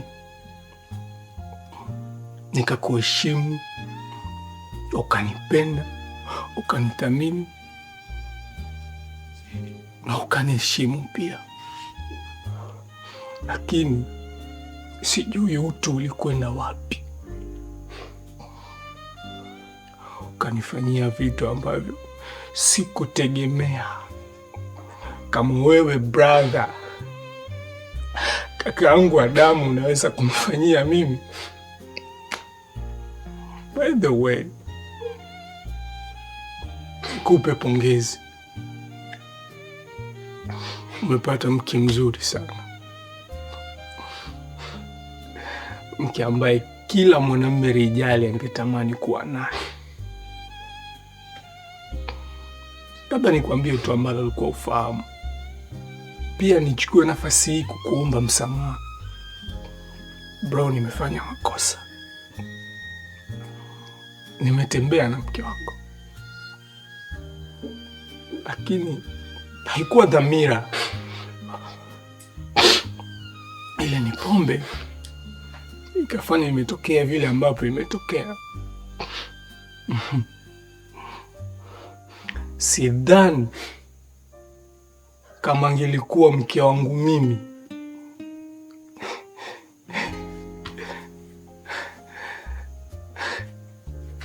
yeye angekataa kama huyo alipokuwa hataki. Ilikuwa ni trick.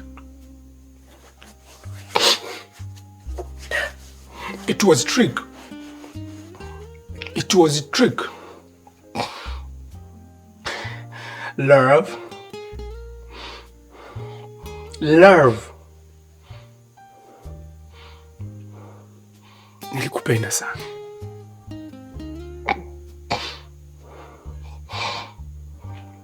Nilihisi wewe ndo kila kitu katika maisha. Wanawake wote waliokuwa nje sikuwathamini.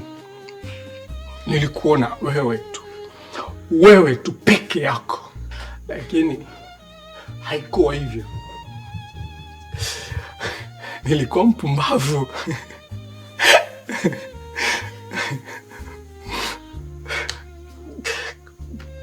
Mpumbavu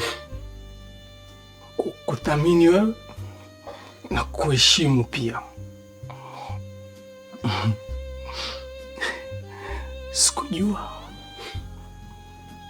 Sikujua kabisa kama kabla ya mimi kukujua, kabla ya mimi kuanza mahusiano na wewe, ulikuwa tayari una mahusiano na rafiki yangu kipenzi. Na ningejua hakika nisingekubali kukuoa. Shemeji, asi unajua kama ujauzito ni wa mume wako?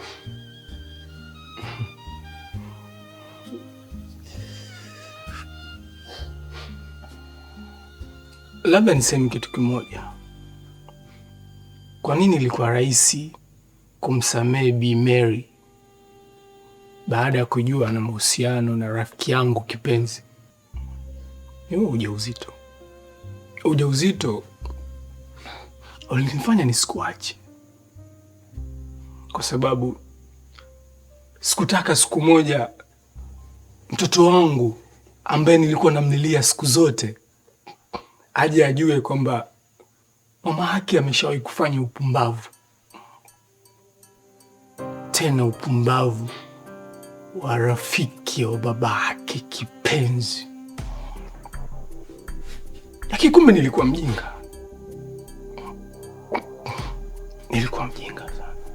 Sasa labda niseme tu kitu kimoja. Siwezi kulea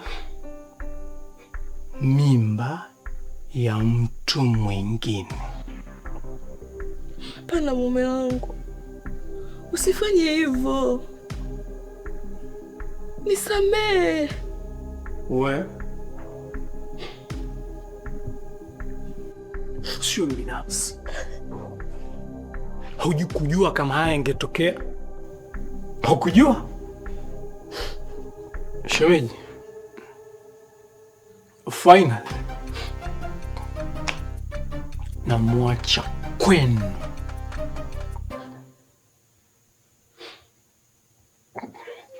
Kuanzia leo hii Mary Dismas siyo mke wangu.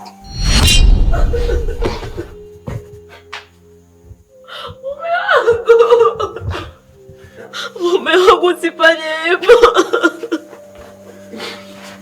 Usifanye hivyo.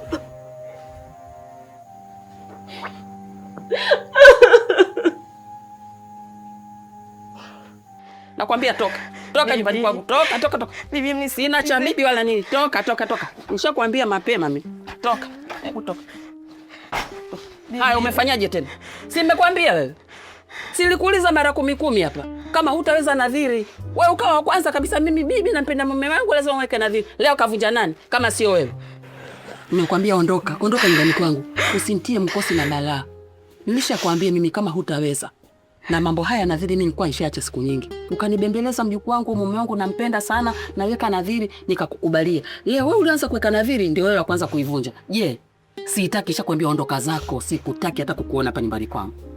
Bibi, sio dhamira yangu, bahati mbaya. bahati mbaya kwenda kulala na mume wa mtu, una rafiki wa mume wako, kwa maana umeenda kulipiza, si ndio?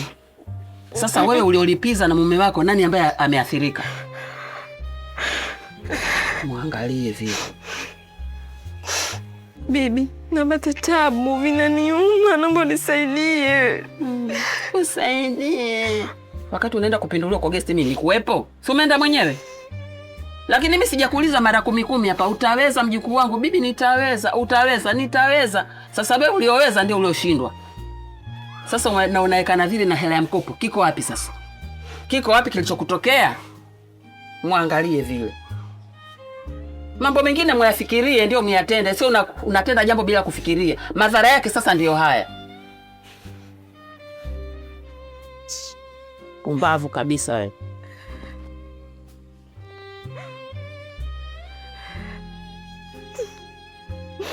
Umalaya tu ndio ulioweka mbele. Unaona hiki kidude hiki. Pete hii ilikuwa sifa, ilikuwa nishaacha siku nyingi kuweka na vili kwa watu. Ukanilazimisha mpaka nikaweka. Sasa leo hii nenda mwenyewe. Mwanakwenda, nenda, utaenda kuweka mwenyewe, mimi siendi. Ukifika utajua la kufanya. Kama nilivyokuelekeza mwanzo, utaenda kumalizia mwenyewe. Litakalo kukuta utajua mwenyewe. Na usipoweza kuna kufanikiwa na kutokufanikiwa, unaweza ukatoka madonda mwili mzima. Sasa shauri yako. Na nusu. Nenda tena, utaenda mwenyewe, mimi siendi huko. Nenda mwenyewe, toka sije kukumagia bakuli zima mimi. Waenda zako. Uzi kabisa wewe.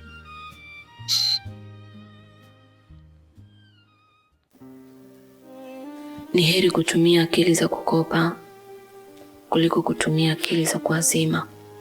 Mtu yoyote anayeweka ahadi au nadhiri isiyokuwa na mwisho wake hana tofauti na mtu anayemwahidi mwanamke au msichana kuwa atamuoa wakati yuko kwenye uwanja wa vita. Hata shetani mwenyewe amewaahidi watu wake vitu vingi sana, lakini hajawahi kuvitimiza. Kwa sasa sina tofauti na mtu aliyefungwa kifungo cha nje. Maisha yangu kwa mipaka, najuta kuweka ahadi iliyonitia kitanzini. Yaani nimejikanga kwa mafuta yangu mwenyewe. Nisamehe sana mume wangu, haikuwa kusudio langu. Nilijikuta natumia sana hisia kuliko kutumia vizuri akili yangu.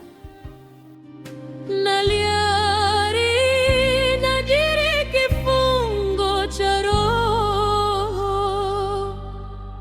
umeivunja ahadi, sasa unavuna maumivu. Enyi wanandoa, sikilizeni, umeivunja ahadi, sasa unavuna maumivu. Enyi wanandoa, sikilizeni. Kutenda kosa sio kosa, ila kurudia kosa, hilo ndio kosa kubwa zaidi. Nisamehe sana mume wangu, nisamehe sana kipenzi changu kwa haya yote yaliyotokea. Enyi wanandoa, sikilizeni, kifo ndicho meuzi wenu. Enyi wanandoa, sikilizeni, mkifunga nadhiri, ifuateni hadi kaburi. Mara mkivunja, kifo ndicho enjuzi wenu. Nadhiri, kifungo cha roho hakiishi. Nadhiri, nadhiri.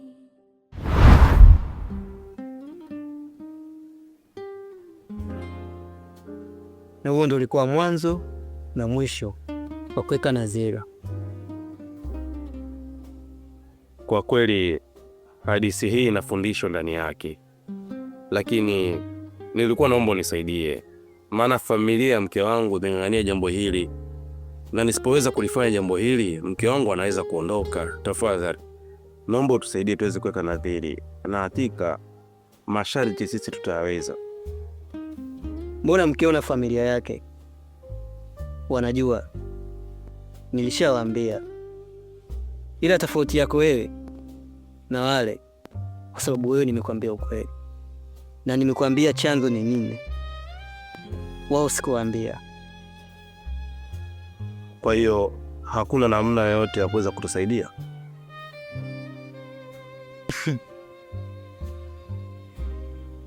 Hili jambo haliwezekani, kwa sababu mizimu ilishakasirika na bibi alisema tuseke tena nadhiri.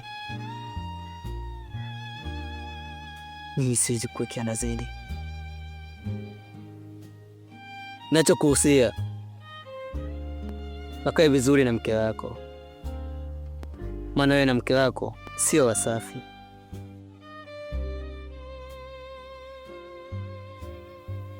Mapenzi yalindwi na dawa, yanalindwa na upendo na uaminifu. Nadhiri ni kifungo cha roho.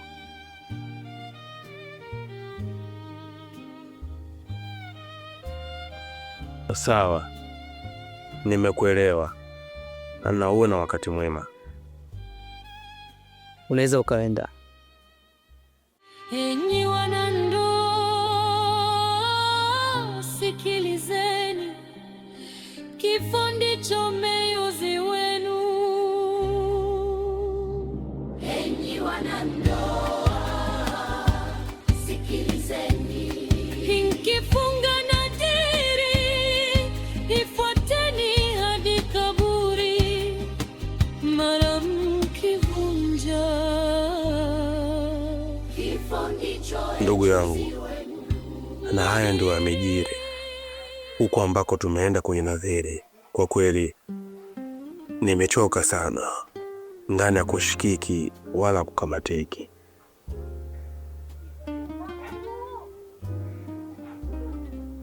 Bro, yani nilijua kabisa kama litatokea.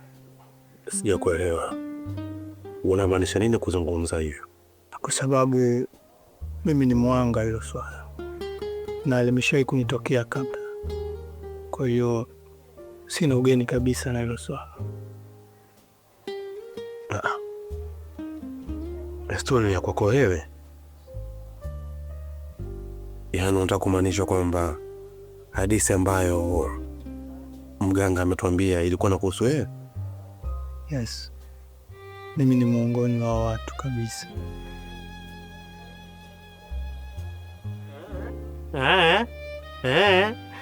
Yaani ndo maana mimi nilikuwa najiuliza muda wote, huu ugumu unatokea wapi? Kumbe kuna mshenzi yupo tu anajua kila kitu kinachoendelea, ila kajikausha. Mimi nahangaika, nachoma mafuta, nawasha alia yangu, kila siku mganga anatuzungusha. Mara hawa wako tayari, mara nendeni mkajifikirie tena upya ndo mji. Kumbe kuna jitu limekaa linaelewa mchezo mzima, kila kitu linajua, tena ndo sababu ya mambo kuwa magumu. Afu limekaa tu liangalie misikio kagomba lima, linaniuzi, linanikela. Yaani we baba wewe, yaani ndo maana nilikuwa nafikiria, kwa nini kaja kutoa barua afu kakaa kajikausha, asemi chochote, hata kusema basi aje alambe hata mwiko wapi? Mpaka watu wanachukua sufuria, wanakongua na ukoko, wanakula, limekaa tu kama jinga, yani kama bolizozo alijielewi. Yaani wewe utakuwa na matatizo wewe. Sasa mjomba, maneno gani hao unazungumza? Kwa mimi nazungumza maneno ya ajabu leo. Haya, nipe ya kwako hayo mazuri mimi nizungumze. Kwa maana wewe ushakuwa mkubwa sasa hivi, mimi ndo mdogo kwako. Nipe hayo maneno. Bro, mimi sina kinyongo na wewe, na wala sina ugomvi na wewe, ila nikutakie ndoa njema.